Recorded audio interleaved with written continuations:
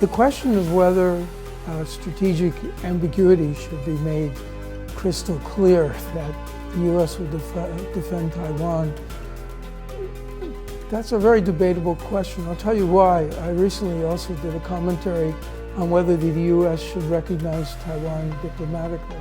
And my position on these things is it's fine, but ultimately this is something that the Taiwan government needs to discuss with the U.S. Because the U.S. can say all kinds of things and do all kinds of things, but Taiwan will bear the brunt of any Chinese reaction. Welcome to Taiwan Plus Point. This is Victoria Liu. Today we have two guests here. The first guest, Dr. William Stanton, former de facto U.S. ambassador to Taiwan in his role as the former director of the American Institute in Taiwan, AIT. And the second guest, Dr. Chonglun Guo, deputy managing editor of the United Daily News, one of the leading newspapers in Taiwan. Thank you for joining us, Ambassador Stanton and Dr. Guo. First, I would like to talk about Russia's invasion of Ukraine.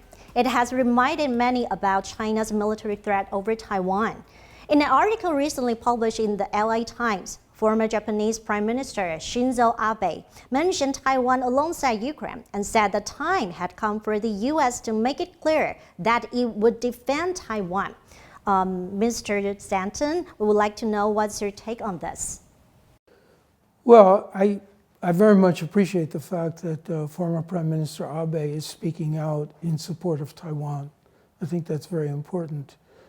The question of whether strategic ambiguity should be made crystal clear that the U.S. would defend Taiwan, that's a very debatable question. I'll tell you why. I recently also did a commentary on whether the U.S. should recognize Taiwan diplomatically, which was something that former Secretary of State Pompeo said when he was visiting here several weeks ago. And my position on these things is it's fine, but ultimately this is something that the Taiwan government needs to discuss with the U.S. Because the U.S. can say all kinds of things and do all kinds of things, but Taiwan will bear the brunt of any Chinese reaction. So I want this to be discussed, if it hasn't already been, with the government of Taiwan, both the issue of recognition, diplomatic recognition, but also the issue of strategic clarity. My own inclination is, yeah, I would like to see clarity, but if it's going to be risky for Taiwan, then we have to reconsider it. China is very touchy about such issues, so you never know how they might react. So we have to be careful, I think. It's all well and good for commentators or professors or newspapers to say, yeah. Or even if you're a former prime minister to say this is what needs to be done. But if you're actually in a position of responsibility, I think you have to be careful. Yeah, and we see the situation is quite tense these days. So we would like to ask Dr. Guo, do you see any potential threats, especially when the Japanese Prime Minister like to claim on the newspaper to let the world know that Taiwan is under this kind of threat? I think with the Ukraine war, the people here in Asia are, of course, very concerned. What is happening in Ukraine, its relations with Russia, is almost exactly the relation Taiwan had with China. So it's not only Japan had that kind of feeling.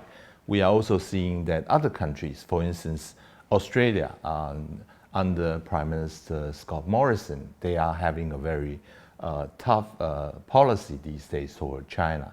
And we are also seeing the recent election results in Korea. The newly elected Mr. Yin is going to have a very tough policy on China also. This is a general trend that's been felt in Asia as a whole. And there's another new thing happening is that in Asia, we don't have a collective security like NATO in Europe. But now more and more countries is considering we should have a grouping. Either it's Quad, that is Japan, Australia, India, and the United States.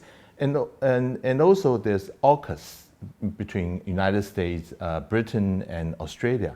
These are kind of grouping, I think, a lot of countries in Asia is hoping that we can have against China in case of either it's South China Sea or is it something Taiwan Strait crisis. I think that is the general feeling we are having right now. We also see that Shinzo Abe made the remarks while attending a video conference in the Taipei Forum earlier this year. And actually it says a Taiwan emergency will be a Japan emergency. So do you see any substantial threats from China, especially these years? Yes, of course I do. I've for a long time considered China as a potential threat, certainly to Taiwan, but also China has animosity towards Japan, and it basically has animosity. There's bad relations with Vietnam as well, historically and currently. So I think Prime Minister Abe was right on target in talking about this. Okay, so right on the target, we would like to ask Dr. Guo. Actually, you just mentioned about the Quad. Actually, the Indo-Pacific strategy from the White House this February. Actually, people talk about it around the world quite a lot. And actually, they think it's the responding to the China's hostility these years. So for the U.S., National Security Advisor John Bolton even called for U.S. troops to be stationed in Taiwan. What's your opinions on this? I would like to follow what Ambassador Stanton had just mentioned, the strategy of clarity and the strategy of ambiguity. What Advisor Bolton has suggested is somewhat like a strategy of clarity, meaning that the U.S. is making its commitment, is going to defend Taiwan, and further on, it's going to send its troops to base in Taiwan. And this is a very sensitive issue when U.S. try to defend Ukraine. In the case of Ukraine, the U.S. have been refusing to send troops on the ground in Ukraine. And this had caused a concern in Taiwan. If ever a PLA is going to invade Taiwan, would the U.S. eventually going to send its troops to help defend Taiwan, or is it going to be like sending out arms or even doing the economic sanction? That's it. And I see there's a recent poll in Taiwan that the people thinking that U.S. would do a military intervention in Taiwan had dropped from 55% to 43%. I think that is the reason why a lot of people are calling for a strategy of clarity nowadays instead of a strategy of ambiguity.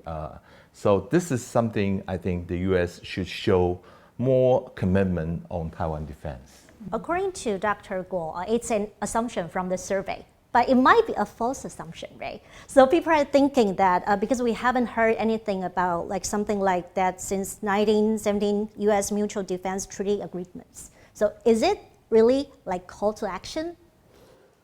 Well, I think actually President Biden has twice now in public had to be corrected subsequently by the State Department because he said, yes, we have a commitment to defend Taiwan.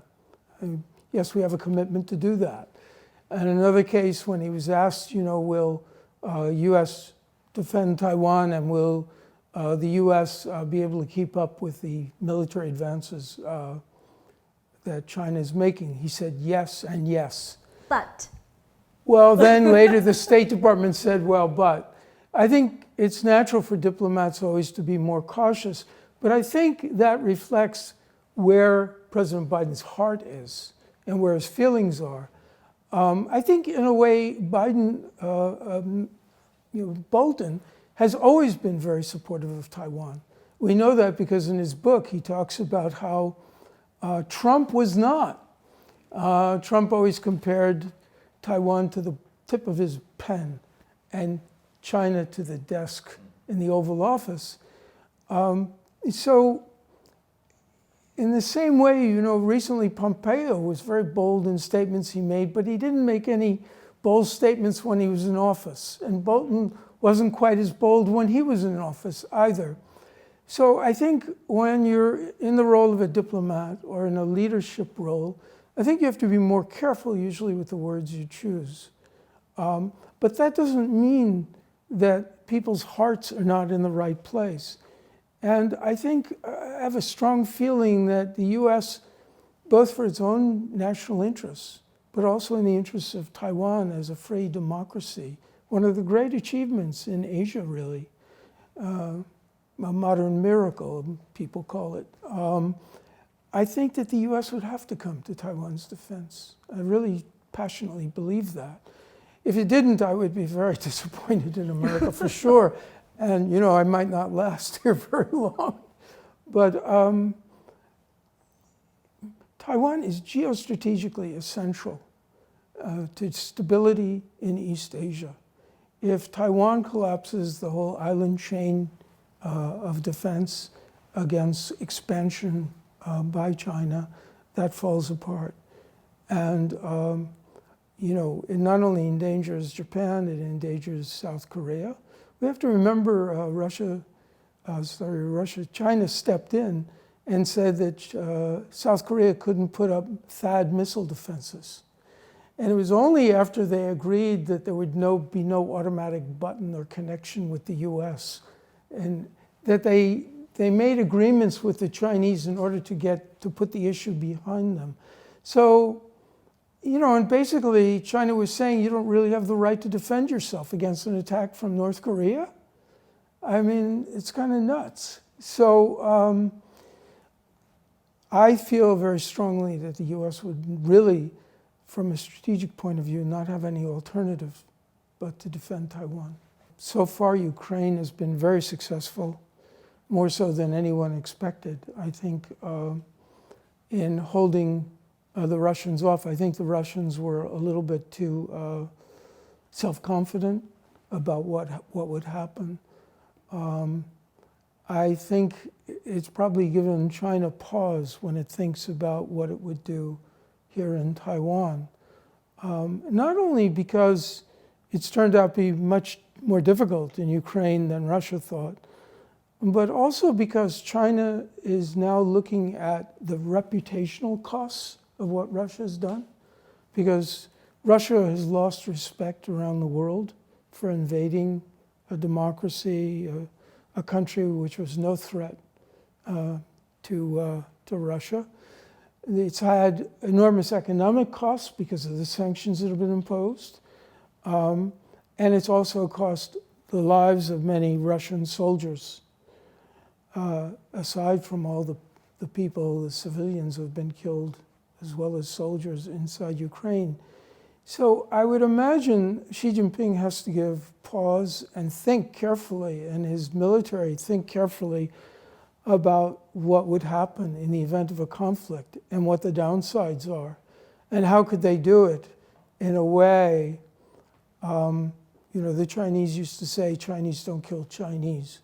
I remember hearing that when I was in Beijing in the late 80s, and it was the Chinese Institute of Contemporary International Relations, KICR, we called it. And somebody said, well, we would never invade and kill Taiwanese because Chinese don't kill Chinese. But then in view of what Mao did to Chinese people, both in the Great Leap Forward and in the Cultural Revolution, in view of what happened in Tiananmen under Deng Xiaoping, I was there at Tiananmen, it's not so clear that that's a big argument for them. But it might be a big argument about what will happen if the US steps in, if other countries step in, if Japan and the United States. It's not an easy calculation.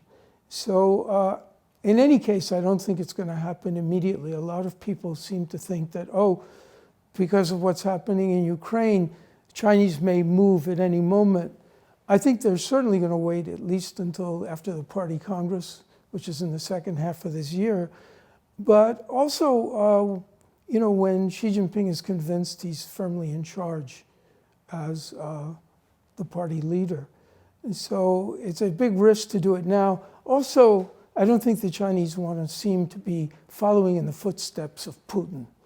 what they do, they'll want to be seen doing it on their own. So I think there are a lot of factors suggesting, though, more time will need to pass, and there's a lot of hard thinking going on in China about what would happen and how would it be done.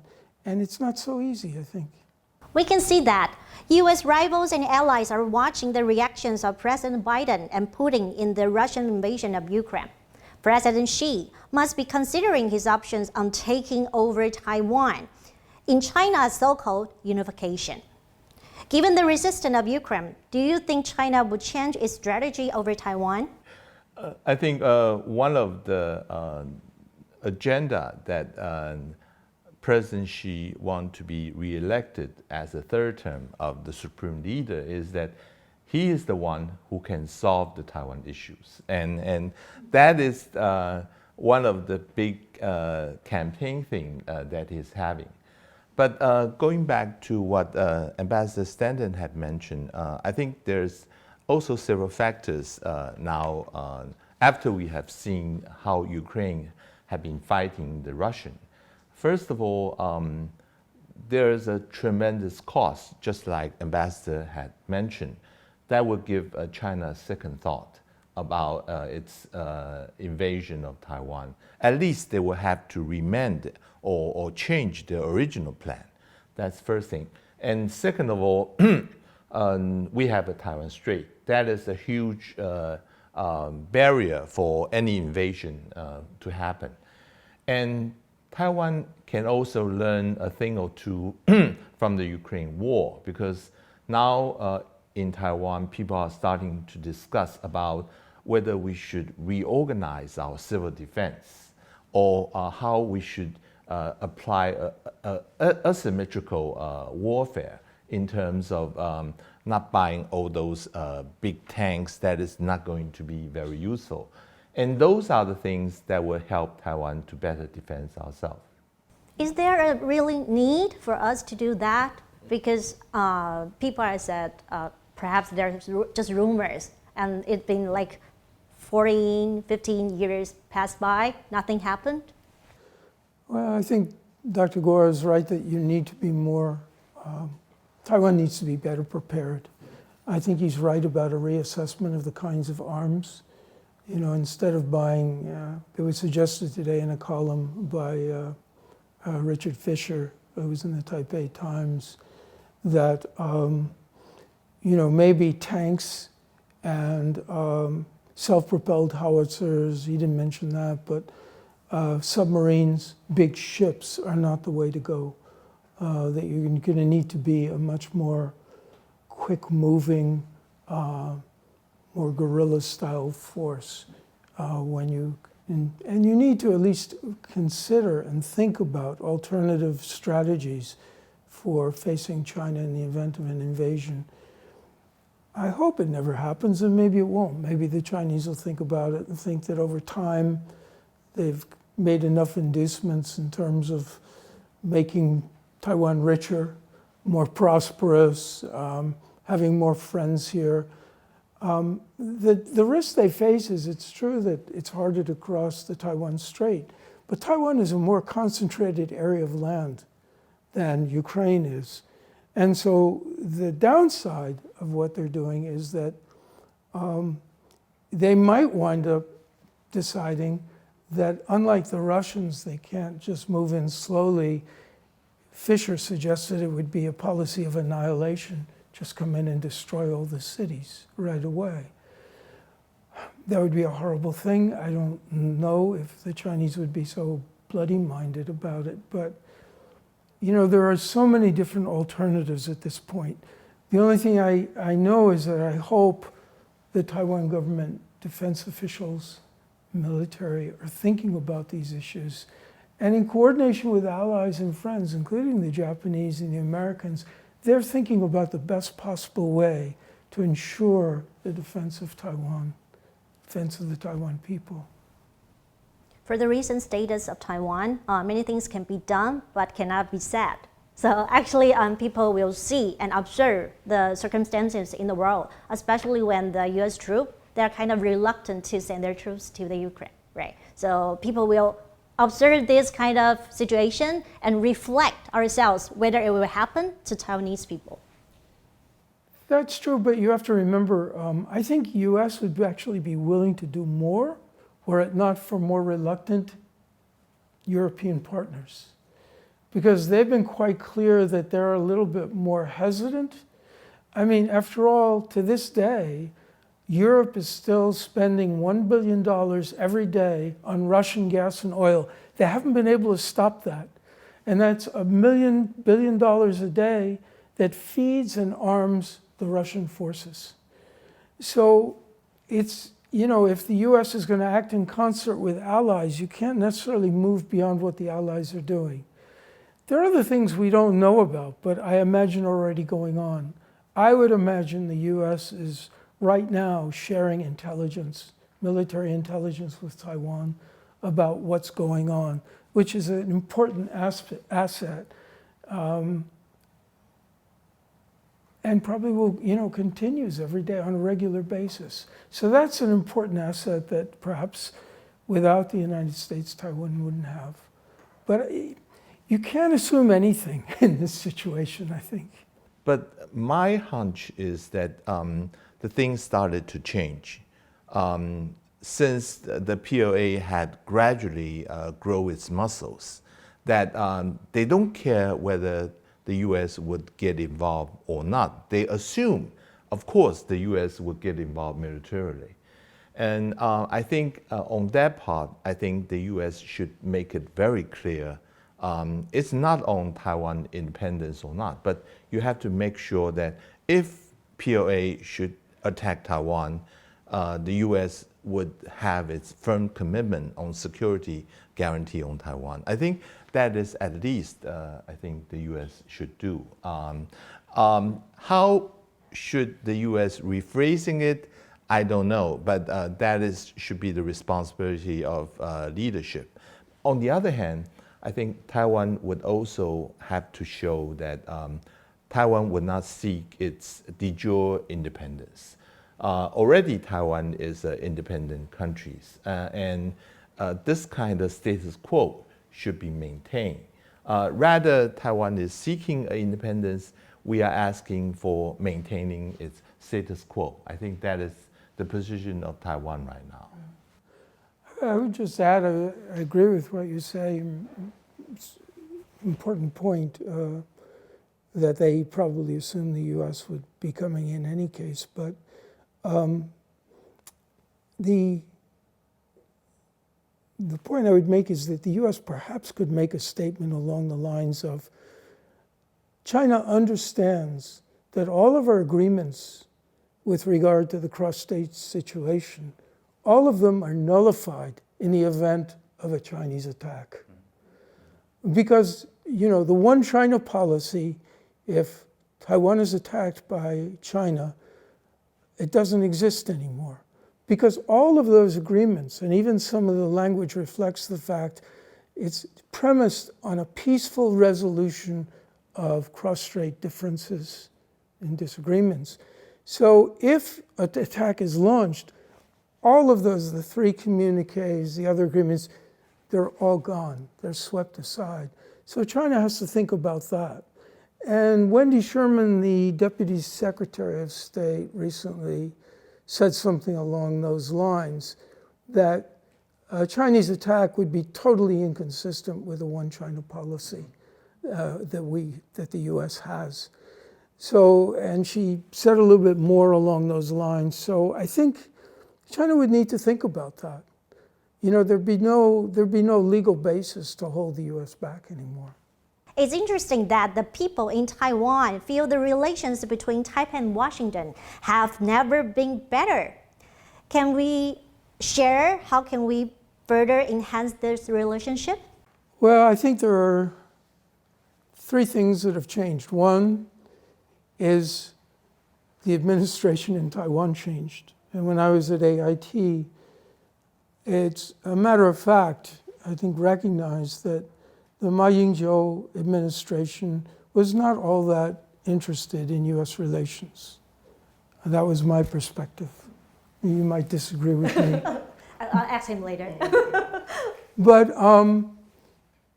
you know, I remember telling one official, because I had read Suu Kyi's book about Taiwan and mainland China. The subtitle of it was "A Tail Wagging Two Dogs." And the idea was Taiwan was the tail and the two dogs were China and the US.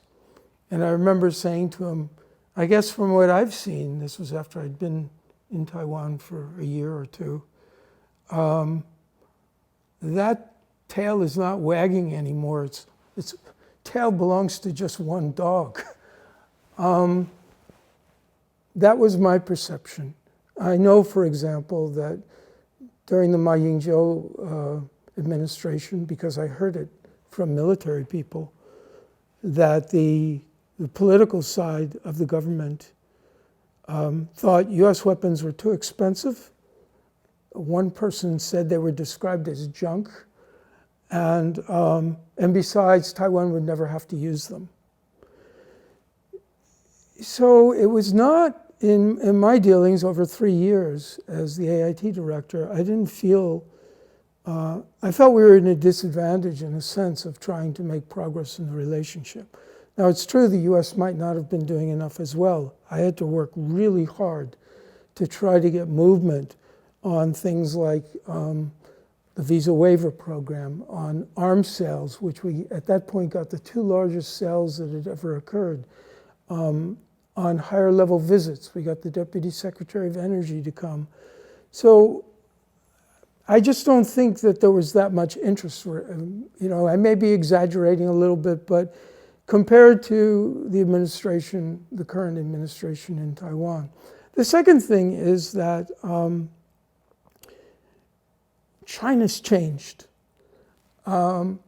Back prior to 2011-12, when Xi Jinping came to power, there was great hope. I mean, there had been the Tiananmen massacre, which I'd lived through in China, but there was hope that China was moving in a more progressive direction. But since Xi Jinping came to power, we had the takeover of Hong Kong, we had the incarceration of maybe 1 million Uyghurs in Xinjiang. We had Tibetans being persecuted.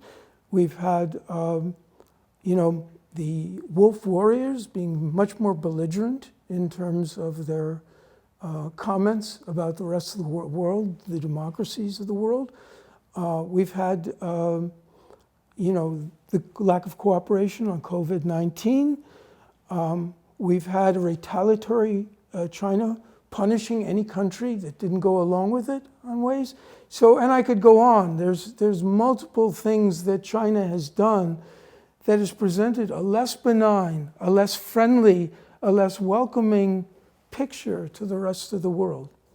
So that's the second big change. The third change is, I think, people in the United States and elsewhere have woken up.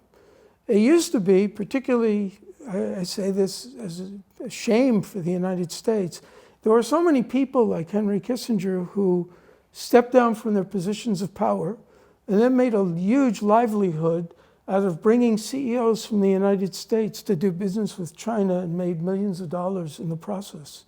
And I could list name after name of people who did that. Former secretaries of state, former national security advisors, former trade negotiators. And, you know, that was the name of the game. And, you know, not much different from Gerhard Schröder going to work for Rosneft in Russia after being the Chancellor of Germany. There were so many people who knew they could make money if they just went to China. And that's worn off now quite a bit because China, frankly, doesn't need these people anymore. The people who went and were so happy to sit at the side of, you know, the celestials in Beijing. So I think those three things have changed entirely the picture of the way China is perceived now. And I've been too harsh in some ways, forgive me. But do you think that it really has a lot to do with the administration? I agree and disagree with Ambassador Stanton. I was started with the disagreement.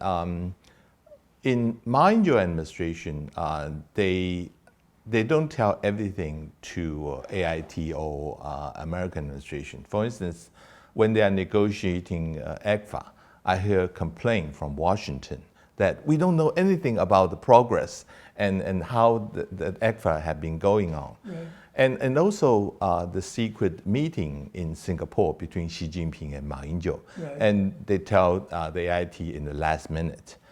I think that in some cases, each government had things to consider of their own. They were making their own decision based on their own national interests.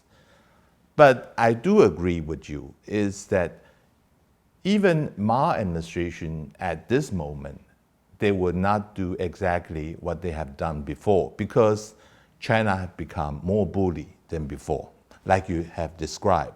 And the whole situation between China and the United States, the relation have become so tense that you cannot have a room of maneuver in the bilateral relations. So I think what you have described is, I think, show the constraint that each administration should have in their period.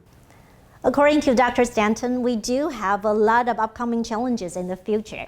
So what are the economic, democratic, and geopolitical challenges Taiwan is likely to face in the years to come?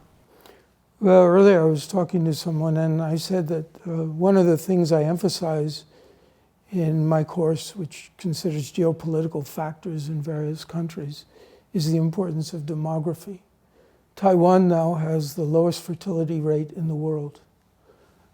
This is very worrisome because you need young people for three reasons. Young people are the ones who innovate, entrepreneurial, set up businesses, they initiate, they come up with new inventions. Second of all, when you're young, you buy a lot of stuff. You get out of college, you go for a motor scooter, maybe you buy a car, you maybe buy an apartment or you rent a better one. You have kids maybe, then you buy computers and toys for your kids. You spend money, so you make the economy run. And finally, you pay taxes. So you take care of the older citizens. And we know that one of the fastest aging populations in the world here now is in Taiwan. So I think one of the critical issues that Taiwan needs to address is population. It's at the very basis of the economy here, of Taiwan's success, because Taiwan doesn't have that many natural resources. Taiwan has people. It has smart, well-educated people that have made Taiwan a success. So I understand why population may have fallen. I think it has to do with women have been more liberated to go out and get jobs, and that's a good. I have two daughters. I support that. But the problem is also that, compared to what the wages are, which have remained relatively stagnant, the costs of housing, of renting, of buying homes, of buying things, commodities, all that has risen. I'm not a good enough economist to know how that can be solved. But I think the smart people in Taiwan need to be working on those issues to somehow make the money that people have and earn somehow meet the needs of having more children, having more families.